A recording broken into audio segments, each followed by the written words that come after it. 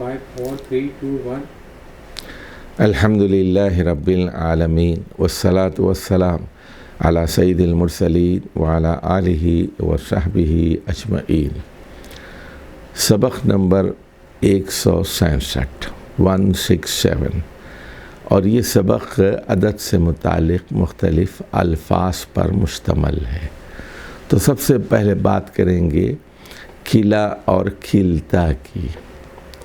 کھلا لفظ مفرد ہے لیکن مثنیٰ کا معنی دیتا ہے، مثنیٰ کا معنی دیتا ہے۔ تو کھلا حالت رفعی میں کھلا اور نصبی اور جری حالت میں کھلئی ہو جاتا ہے۔ تو کھلا اسم ظاہر اور اسم ضمیر دونوں صورتوں میں پہلے آتا ہے۔ جیسے دیکھیے سورہ بنی اسرائیل کی مشہور آیت ہے، آیت نمبر 23، اما یبلغن عندک الکبر احدہما او کلاہما۔ تو اگر آپ کے سامنے آپ کے والدین بڑھاپے کی حالت میں پہنچ جائیں، احدہما دونوں میں سے ایک، او کلاہما یا دونوں ہی پہنچ جائیں، تو اللہ تعالیٰ نے احکام دیے، فلا تقل لہما اف، انہیں اف بھی نہ کہو، ان کو جھڑکو مت، ان سے شریفانہ زبان میں گفتگو کرو۔ چاہے آپ نے اپنے والدین میں سے دونوں کا بڑھاپا پایا یا ایک کا، احدہما او کلاہما۔ دیکھیے کھلا جو ہے یہاں ضمیر کے ساتھ آیا ہے، کلاہما، کلاہما، ہما ضمیر ہے دونوں، اس کے ساتھ کھلا کا لفظ آیا ہے تاکید کے لیے۔ اچھا اب دیکھیے کھلتا، کھلتا اصل میں کھلا کا مؤنث ہے اور رفعی حالت میں کھلتا آتا ہے اور نصبی اور جری حالت میں کھلتئی آتا ہے۔ جیسے سورۃ الکہف کی مشہور آیت ہے، کھلتا الجنتین آتت اکلہا، دونوں باغوں نے خوب پھل دیے، کھلتا الجنتین آتت اکلہا۔ تو یہ تھا کھلا اور کھلتا کا استعمال۔ اب ہم بات کریں گے مرتن یا کرتن کے۔ تو مرتن اور کرتن کے الفاظ تعدد کو ظاہر کرتے ہیں۔ مرتن ایک بار، اول مرتن پہلی بار، مرتن مرتن اولا یہ بھی پہلی بار، اور اسی طرح مرتن اخری دوسری بار، مرتن ثانیتن یا تارتن اخری، تو تارتن اخری، مرتان الطلاق مرتان تو دو بار، ثلاث مرات تین بار، مرارن مرہ کی جمع ہے مرارن کئی بار، بار بار، تو احد عشر مرتن، احد عشر مرتن 11 مرتبہ۔ چلیے اب یہاں کچھ قرآنی مثالیں آپ کے سامنے رکھ دی جائیں۔ سب سے پہلے سورہ یاسین کے آخر میں آئی ہے، دیکھیے آیت نمبر 79، قل یحییھا الذی انشأھا اول مرہ۔ تو دیکھیے یہاں آخرت کی دلیل دی گئی ہے اور یہ عقلی دلیل ہے۔ اے محمد صلی اللہ علیہ وسلم اگر وہ پوچھیں کہ مرنے کے بعد کون زندہ کرے گا، تو یہ منکرین آخرت تھے، تو فرمایا گیا کہ انہیں جواب دیجیے، قل یحییھا الذی انشأھا اول مرہ۔ تو ان سے کہیے، جواب دیجئے کہ انہیں وہی زندہ کرے گا، یعنی قبروں میں جو لوگ موجود ہیں ان کو وہی زندہ کرے گا جس نے انہیں پہلی مرتبہ اٹھایا تھا، انشأھا اول مرتن۔ اسی طرح دیکھیے سورۃ البقرہ کی مشہور آیت ہے، آیت نمبر 229، الطلاق مرتان فامساک بمعروف او تسریح باحسان۔ اب دیکھیے قرآن مجید کتنی خوبصورتی سے اس حکم کو بیان کر رہا ہے. پہلے تو دیکھیے یہاں داخلی فواصل ہیں، داخلی قافیے ہیں. مرتان احسان، الطلاق مرتان، الطلاق مرتان فامساکم بمعروف او تسریح باحسان. تو طلاق 2 مرتبہ ہے. مثال کے طور پر ہم اب دسمبر 2022 میں ہیں، تو آپ نے فرض کیجئے 2016 میں پہلی طلاق دی تھی اور اس کے بعد عدت میں ہی رجوع کر لیا، تو ایک طلاق پہلے ہو چکی ہے. اس کے بعد آپ نے 2016 کے بعد 2020 میں دوسری طلاق دی اور پھر مفاہمت ہوگی، پھر عدت میں آپ نے رجوع کر لیا. تو 2 مختلف اوقات میں آپ نے طلاق دے دی. الطلاق مرتان، 2 مختلف مرتبہ آپ نے طلاق دے دی، ایک محفل میں نہیں دی، الگ الگ دے دی. اب آپ کے پاس کوئی راستہ نہیں ہے، تو فَإِمْسَاكُمْ بِمَعْرُوفٍ أَوْ تَسْرِيحٌ بِإِحْسَانٍ، یا تو بھلے طریقے سے ان کو روک لیا جائے بیوی کو، یا پھر تسریح بِإِحْسَان، بھلے طریقے سے خوبصورت طریقے سے احسان کے ساتھ ان کو رخصت کر دیا جائے. تو اب یعنی تیسری کے بعد پھر رجوع نہیں ہو سکتا، تیسری طلاق کے بعد رجوع نہیں ہو سکتا.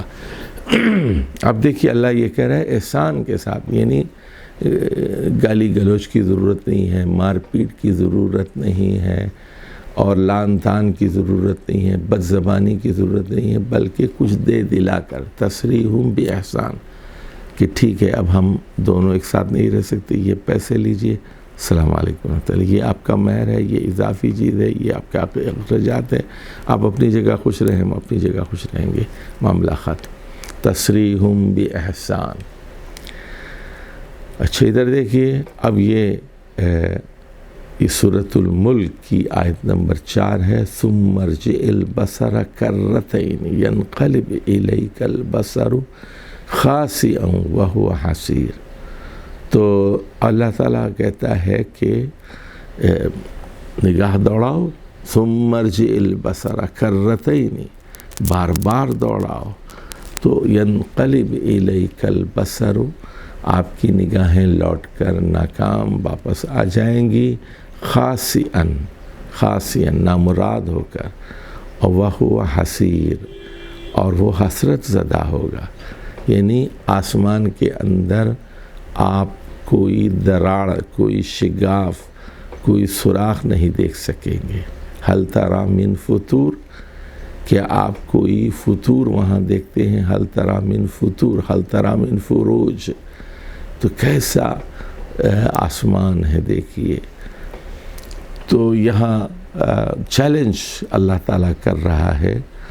اسی طرح سورہ طٰہٰ کی آیت نمبر 55 کو دیکھتے ہیں. منہا خلقناکم، اسی زمین سے ہم نے آپ لوگوں کو پیدا کیا ہے. منہا خلقناکم، آپ سب لوگوں کو ہم نے اسی زمین سے پیدا کیا. وفیہا نعیدکم، اور اسی زمین میں ہم آپ سب لوگوں کو لوٹائیں گے. ومنہا نخرجکم، اور اسی زمین سے تم سب لوگوں کو نکالیں گے، برآمد کریں گے. تارتن اخری، دوبارہ، تارتن اخری. تو دیکھیے یہاں تارتن کا لفظ یہاں پر استعمال کیا گیا. اچھا جی، کرتن اور مرتن اور کلتا اور کلتین کا ذکر ہم نے کیا، اور تارتن اخری کا ذکر کیا. اب ہم بات کرتے ہیں بدعن و بدعتن. بدعن و بدعتن، تو بدعن اور بدعتن کے الفاظ 3 سے 9 کی تعداد بتانے کے لیے استعمال ہوتی ہے. تو بدعتن، بدعت رجال، چند آدمی تھے، یہ مرکب اضافی کی صورت میں آتا ہے لفظ یہ بدعت.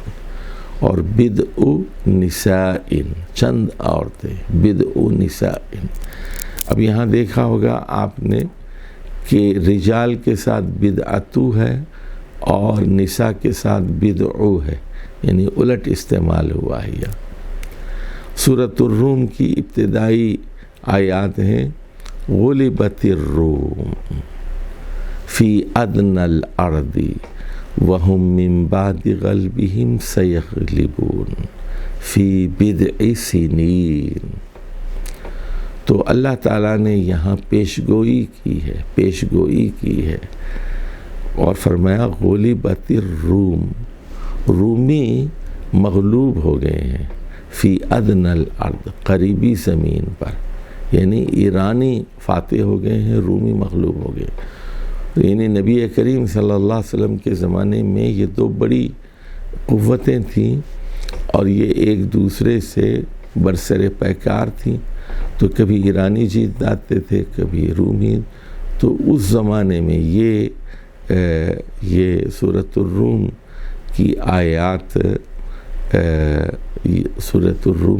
آیات ہجرت سے کوئی 4-5 سال پہلے نازل ہوئی ہیں، تو خبر پہلے دی گئی ہے، غلبت الروم، رومی مغلوب ہو گئے، فی ادنی الارض، قریبی زمین میں، وہم فی من بعد غلبہم سیغلبون۔ اب یہ پیش گوئی کی گئی کہ اس مغلوبیت کے بعد یہ دوبارہ بہت جلد غالب ہو جائیں گے، اور کہا گیا فی بضع سنین، فی بضع سنین، اور بتایا گیا کہ یہ وہی سال ہوگا جب مسلمان جنگ بدر کی فتح کا جشن منائیں گے۔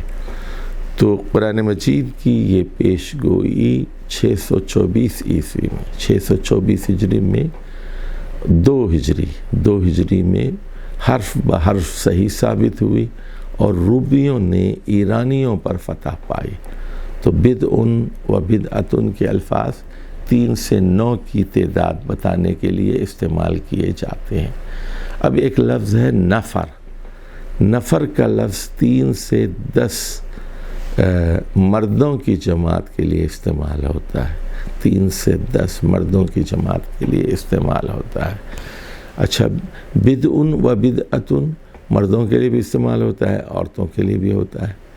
اب دیکھیے سورہ جن کی پہلی ہی آیت ہے، قل اوحی الی انہ استمع نفر من الجن۔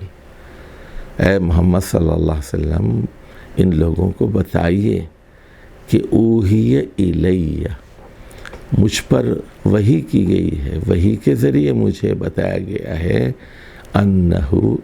انہ استمع نفر من الجن، کہ جب میں فجر کی نماز میں قرآن مجید کی تلاوت کر رہا تھا تو اس موقع پر جنات بھی پہنچ گئے، اور انہوں نے توجہ سے قرآن کو سنا۔ تو اچھا، خود نبی کریم صلی اللہ علیہ وسلم نے جنات کو نہیں دیکھا، بلکہ اللہ تعالیٰ نے وحی کے ذریعے سے اطلاع دی، اوحی الی، مجھ پر وحی بھیجی گئی ہے کہ وحی کیا ہے، انہ استمع نفر من الجن، جنات کی ایک جماعت نے قرآن مجید کو توجہ سے سنا۔ نفر من الجن یعنی 3 سے 10 جنات پر مشتمل ایک گروہ نے توجہ سے قرآن کو سنا۔ دیکھیے سمع کے بجائے استمع استعمال ہوا ہے، یہ باب افتعال ہے، یعنی توجہ سے سنا۔ فقالوا انا سمعنا قرآنا عجبا۔ اب یہ جو جنات تھے یہ عربی زبان کے ماہر تھے، اور قرآنی بلاغت تک وہ پہنچ گئے، اور وہ اپنی قوم کے پاس گئے، جنات کے پاس، اور وہاں جا کر اعلان کیا، انا سمعنا قرآنا عجبا، ہم نے ایک عجیب و غریب قرآن سنا ہے۔ تو یہ پھر جنات وہ تھے جنہوں نے نہ صرف قرآن کو سنا بلکہ اس کو پر ایمان لے آئے، نہ صرف ایمان لے آئے بلکہ جا کر اپنی قوم کو مسلمان کیا۔ تو جنات میں مسلمان بھی ہیں اور کافر بھی ہیں، ہر طرح کے لوگ ہیں، انہیں بھی انسانوں کی طرح خیر و شر کی آزادی دی گئی ہے۔ اسی لیے انسان اور جن دونوں جنت میں بھی جائیں گے اور دوزخ میں بھی. والسلام علیکم ورحمۃ اللہ وبرکاتہ.